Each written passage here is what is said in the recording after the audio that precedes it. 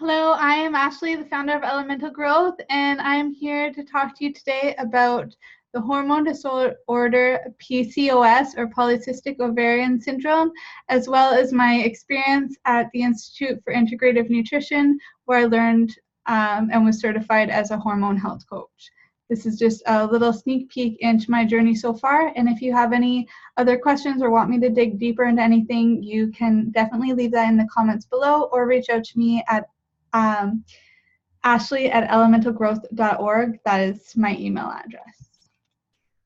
Or elementalgrowth.org. You can reach me there too. That's my website. So here we go. The title of this article is I am going to the Institute for Integrative Nutrition to help women with PCOS. In the spring, I underwent some lab testing to finally get to the bottom of some symptoms I have been experiencing despite my healthy lifestyle, like irregular periods, skin, and hair issues. I have been mastering several natural healing techniques and really have not had or needed a family doctor. The last one I had was in my early 20s, and they left me in pretty bad shape and with bad news, which has led me here. So let's get into this just a little bit. When I was in my 20s, actually my whole life I had irregular periods, but when I was in my early 20s, I was having crazy skin issues, and I was finally diagnosed with HS, and now I can't even say what that means. Hydra something superbia, which essentially what happens is you get these, they're kind of like inverted pimples or boils or something, cysts, and they can pop up anywhere on your body, anywhere where skin rubs against skin, where there might be elastics on your clothing. Any elastic and band-aids can also like start it up, or they can affect your healing. So I'm gonna just show you a little example here. I had, what I meant by left in bad shape is I had 12 surgeries done on my underarm here because of HS, which is actually very much associated with PCOS. In fact, whenever I went into any PCOS group and I ran a poll, anybody who answered me was saying, yes, yes, yes, I have HS too. And I mean, that being said, some people have PCOS without HS, and a lot of people also have HS without PCOS, especially men. But there is a huge correlation between the two, and I honestly believe it's because of blood sugar, just from the rest of my studying. I think once we get our blood sugar under control, our hormones balance back out, and that can stop any of these kind of things, because my healthy diet did stop HS from coming back and biting me. It did allow me to conceive my child, even though I still have the diagnosis of PCOS and did finally get it. I actually believe that that's a blessing, because there's a title to it now. You know, before I was still wondering, like, what is this thing? Just keep hanging on, you know, but now I know, and I can get to the bottom of it. I'm learning new correlations all the time. Now, I did write this when I was first going into my hormone health course with the Institute for Integrative Nutrition. So that meant that I had already graduated the nutrition course, and this was an advanced program specific on hormones. And I did get certified, by the way, so yay. At the Institute of Integrative Nutrition, we hear lectures from so many wonderful doctors, and I knew that I reached out for help. When I found a doctor, we started out with some blood labs to see if my nutrients were out of balance, but they were perfect. On my next visit, we decided to go deeper and check my hormones, and that's when we found out that I had high androgen, and androgen is a type of testosterone. So that also actually that can cause many other things. That's why the lack of periods, mind you, that can go both ways with too much estrogen as well.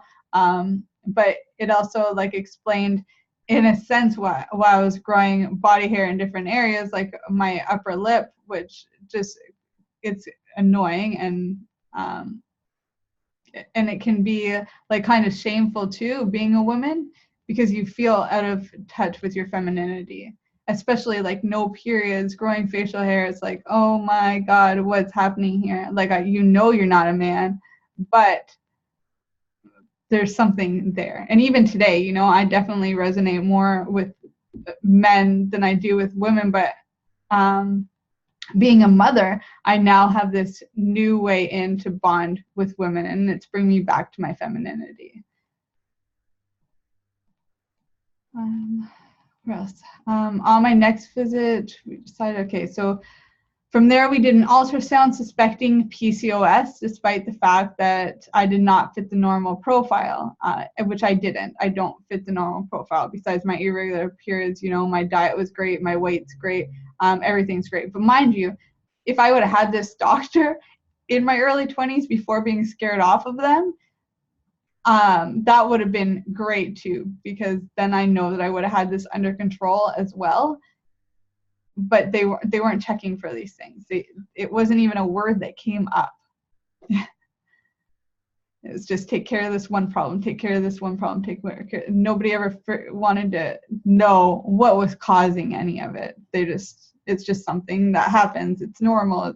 And even if it's not normal, it's something that they've seen before, so they normalize it. But it's not. It's not. We have to get to the roots of these things. A lot of the time it can be spiritual. A lot of the time it can be emotional. It can be also from foods. A little bit of all of it. The trifecta. My doctor knew I would never agree to conventional treatment using prescription drugs, because a lot of the time they give steroids. They also give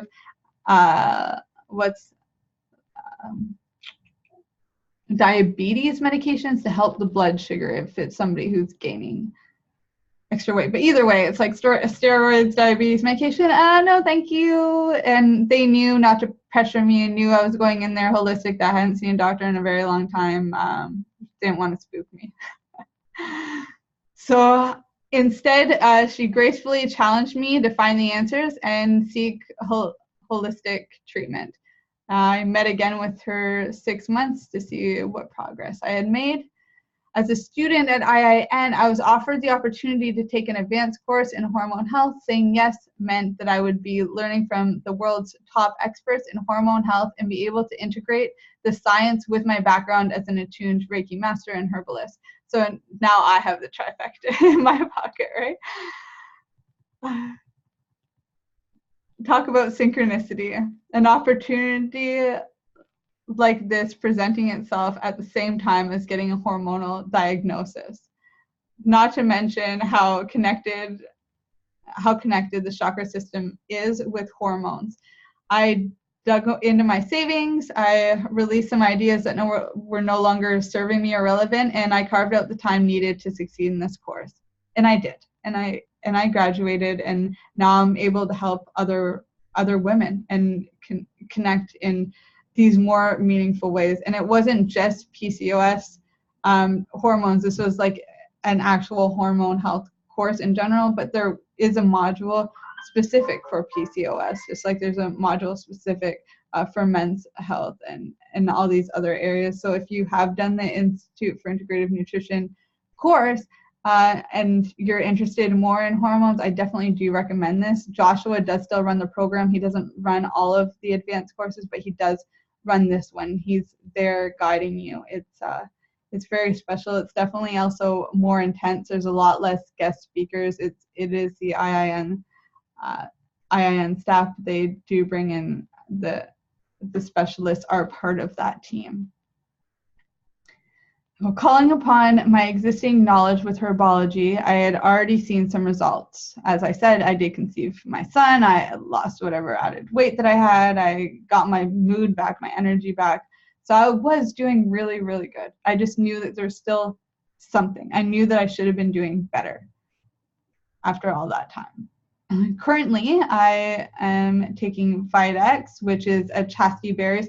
So at the time, I was taking a supplement, but then I bought seeds from, and I just use that in my tea now. And I'm going to be growing the plant at some point.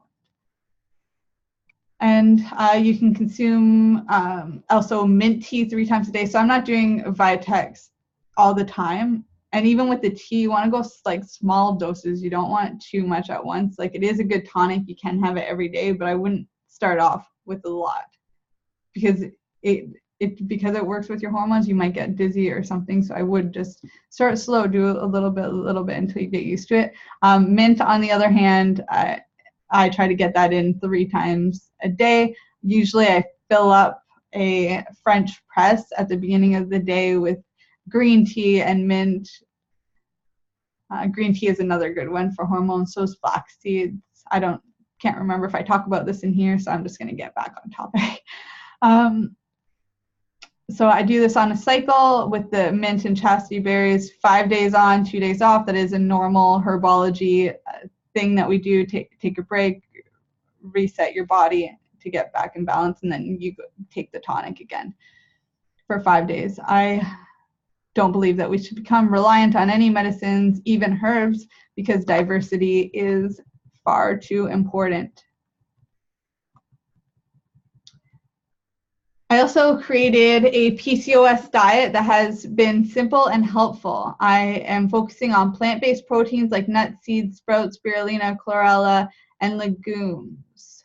Eating 2 cups or more of calcium-rich vegetables like spinach, kale, and broccoli each day, which helps with proper follicle development in the ovaries, which, PCOS, that means that it's usually that your follicles aren't like holding on to the egg. They're not developing properly.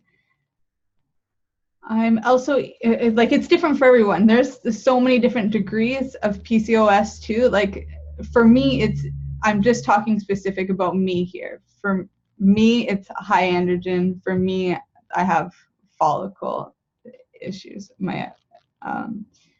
Also, I'm eating fruits and cherries, raspberries, strawberries, grapefruit, apples, peaches, pears, plums, which are giving me extra energy boosts and ensure I'm getting enough healthy carbs while also maintaining balance. So we do want to watch our sugars, like all of those berries, fruits, really good, really antioxidant rich. Some other things that I didn't add in here, though, that are really helpful is when you're having those sweets, add in something with protein, add in something with healthy fats, and then that's a little bit to crowd it out, but also to keep that balance inside of you, because any blood sugar spikes, if you have PCOS, you can almost think of yourself as a diabetic, and a lot of people who do have PCOS become diabetics because they're not watching their blood sugar, and it's definitely really important. I didn't have to, in my circumstance, worry about the carbs because I wasn't having white bread, white rice, or anything. That's, I think, a huge reason why I was able to get better and lose the weight that I did. I switched right over to sourdough long ago, and also gluten-free is becoming more popular, so you can get your hands on that kind of stuff. You can use a spelt flour, which is really great, or anything that really says whole. Just start there, switch from the white to something that says whole wheat, whole grain, not enriched. That's not enough. Unbleached is not enough. As soon as you take away that whole food, it turns into sugar. If you look on an ingredients package and it shows in the carbohydrates that there's like maybe 2% of fiber and 6% of sugar, but there's maybe 50 carbs or whatever. That means all of those carbs, except for the 2% that's fiber, is going to be sugar that hits your bloodstream right away. The fiber is what slows it down. The fiber is what keeps it balanced. That's why the fruits and berries that I'm talking about here are okay, because there's fiber attached to it, really good fiber. Now, a lot of the time, I'll add that fiber with seeds or nuts or something else. Some really good ones, if you do have PCOS, is flax seeds or chia seeds, because it keeps up your omega-3s. They're also really rich in proteins too.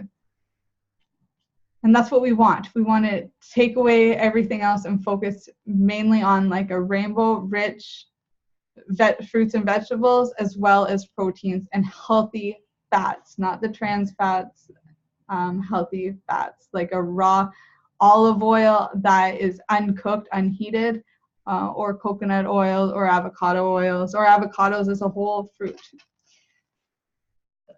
Continue.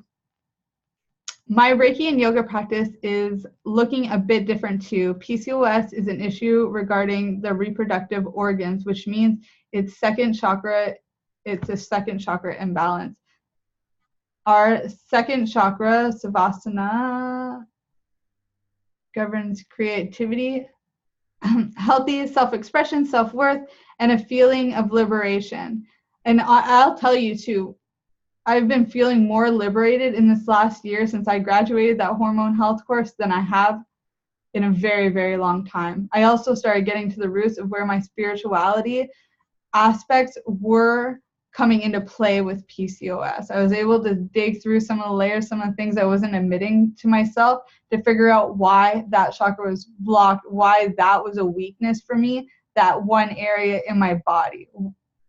Because I knew that the hormone issues were coming from that one area. And because of my training as a Reiki master, I know like all illness starts in your energy field.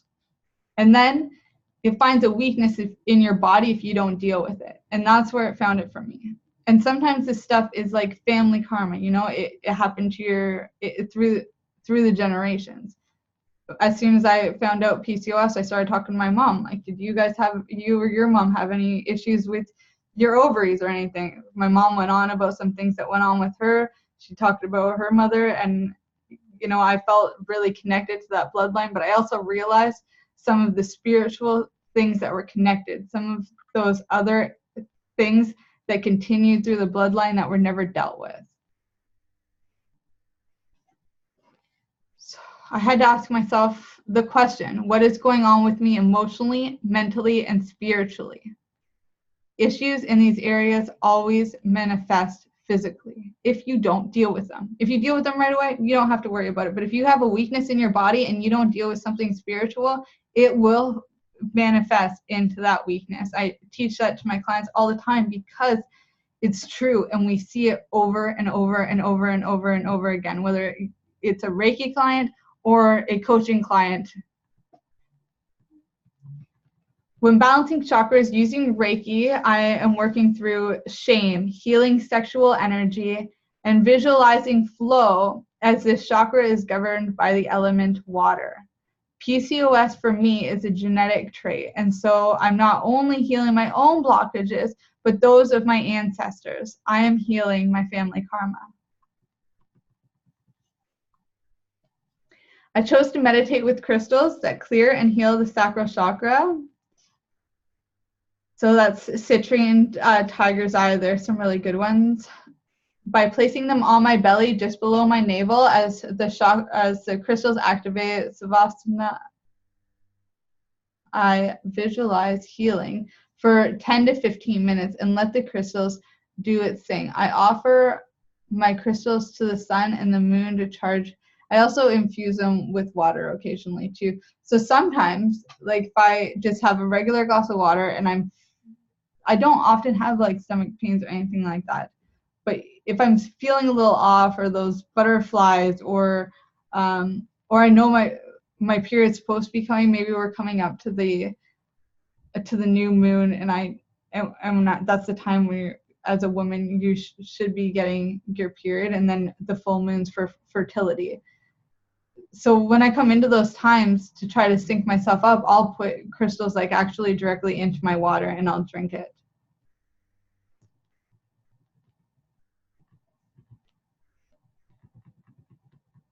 In my yoga practice, I'm choosing poses that balance my sacral chakra as well. So that's child's pose, dancer's pose, triangle pose, bridge pose, pigeon pose, and bound angel pose.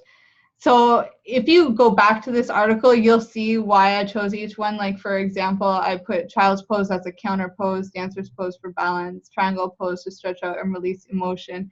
So you can find that information there as well.